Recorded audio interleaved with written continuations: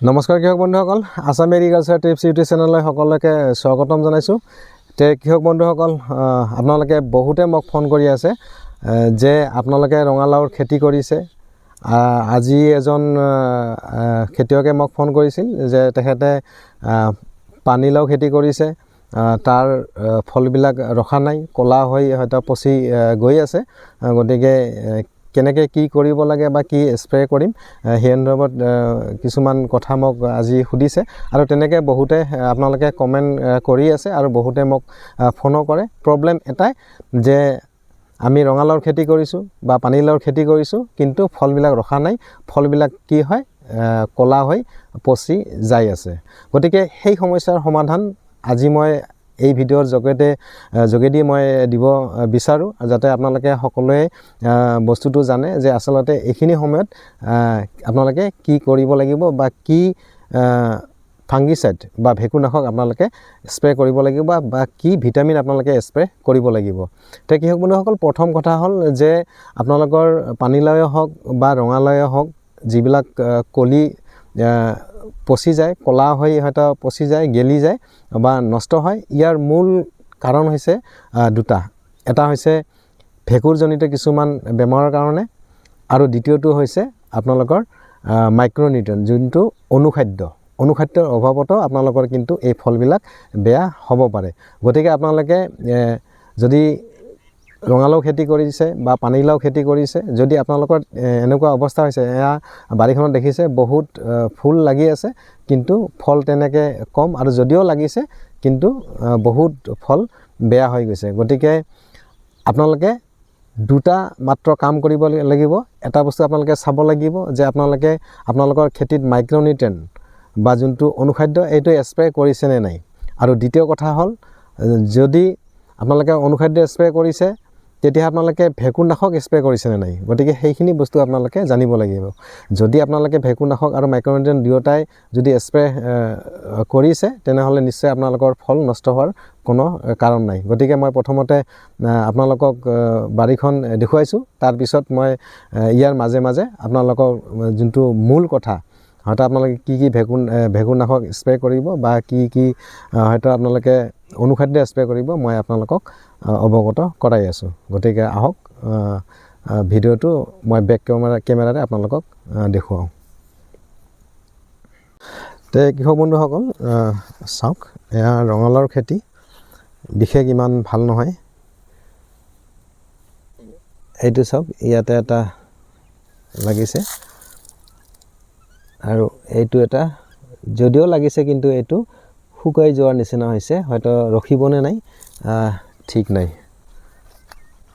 এনেকৈ এইটো এটা। কৃষক বন্ধুসকল, আপোনালোকৰ কি হয়, এইটো ওলাই গ'ল, আচলতে এইটো বেয়াই হ'ব যেন পাইছোঁ মই। এয়া চাওক, ষ্টেমটো বহুত ধুনীয়া কিন্তু হয়তো এইটো নৰখিব। যদি সেইটো ভালে থাকিলেহেঁতেন সেইটো খহি নপৰিলে হয়। এইটো চাওক, আৰু সেইটো হৈছে কি, ভেঁকুৰৰ কাৰণে হৈছে। হয়তো ইয়াতে তেনেকৈ ভেঁকুৰনাশক স্প্ৰে কৰা নাই, আৰু এইটো মোৰ নিজা খেতি নহয়, বেলেগৰ খেতি। 2-4টাকৈ ফল ৰখিছে, নৰখা নহয় এইটো এনেকৈ। আৰু এইটো মই আপোনালোকক দেখুৱাইছোঁ, এইটো চাওক, এইটো আপোনালোকে দেখিছে না, কি ধুনীয়া এটা ফল আছিলে। আৰু ইয়াৰ ষ্টেমটো চাওক, যোনটো বতাহটো ধুনীয়া আছিল কিন্তু ফলটো পচি গ'ল। চাওক, পচি গৈছে। এনেকৈ আপোনালোকৰ হয়তো বহুতৰে হয়। কৃষক বন্ধুসকল, ভিডিঅ'টো বেছি দীঘলীয়া নকৰোঁ। প্ৰথম কথা হ'ল যে আপোনালোকৰ খেতিত মাইক্ৰ'নিউট্ৰিয়েণ্ট স্প্ৰে কৰিব লাগিব। একচুৱেলি কি হয়, এই মাইক্ৰ'নিউট্ৰিয়েণ্ট বা অনুখাদ্য একচুৱেলি আমাৰ যিবিলাক জৈৱ সাৰ, বিশেষকৈ গোবৰ সাৰ হওক বা তেনেকুৱা জাবৰ জোঁথৰৰ পৰা যিবিলাক আমি সাৰ প্ৰস্তুত কৰোঁ, পচন সাৰ, এইবিলাকত পৰিমাণে যথেষ্ট পৰিমাণে হয়তো থাকে। কিন্তু তাৰ উপৰিও কি হয়, আমি দেখা পাওঁ যে হয়তো মাইক্ৰ'নিউট্ৰিয়েণ্টৰ অভাৱত কিন্তু এই ফলবিলাক হয়তো তেনেকৈ বেয়া হয়। যদি আপোনালোকে ভেঁকুৰনাশক স্প্ৰে কৰিছে, তাৰ পিছতো যদি ফলবিলাক বেয়া হৈছে, তেতিয়া আপোনালোকে জানিব যে মাইক্ৰ'নিউট্ৰিয়েণ্টৰ অভাৱ হৈছে। তেতিয়া আপোনালোকে কি কৰিব, মই স্ক্ৰীণত দি দিছোঁ এই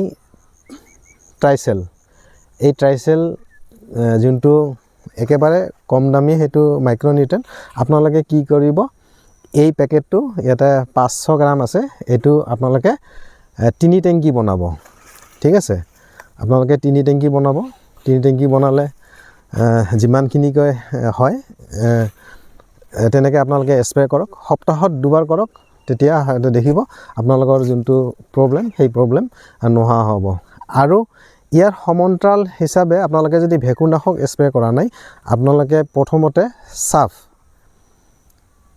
এই সাপ মই দেখুৱাই দিছোঁ এইটো এটা কম দামী ভেঁকুৰনাশক হয় কিন্তু হ'লেও কেতিয়াবা ভাল কামত দিয়ে আৰু যদি আপোনালোকে দেখে যে নহয় যিমানবিলাক কলি আহিছে সিমানে মোৰ পচি গৈ আছে তেতিয়া আপোনালোকে কি কৰিব টাটা মাষ্টাৰ মই স্ক্ৰীনত দিছোঁ টাটা মাষ্টাৰ বা ৰেডোমিল গোল্ড আপোনালোকে প্ৰতি লিটাৰ পানীত 2 পৰা 3 গ্ৰাম মিহলাই আপোনালোকে স্প্ৰে কৰক সপ্তাহত 2 দিন 7 দিনৰ মূৰে মূৰে 2 দিন স্প্ৰে কৰক দেখিব এই সমস্যাটো আপোনালোকৰ বহু পৰিমাণে কমিব তে কৃষক বন্ধুসকল মূল কথা সেইটোৱে যে আপোনালোকৰ ৰঙালাও হওক বা পানীলাও হওক যোনটো ফল পচি যায় হয়তো কলা হৈ পচি যায় ফলবিলাক নৰখে তাৰ মূল কাৰণ হৈছে দুটা এটা হৈছে ভেঁকুৰনাশক আৰু এটা হৈছে মাইক্ৰনিউট্ৰেন গতিকে সেইখিনি আপোনালোকে মেইনটেইন কৰক আকৌ কৈছোঁ আপোনালোকে ভেঁকুৰনাশক হিচাপে সাপ ফাংগিসাইড আপোনালোকে প্ৰতি লিটাৰ পানীত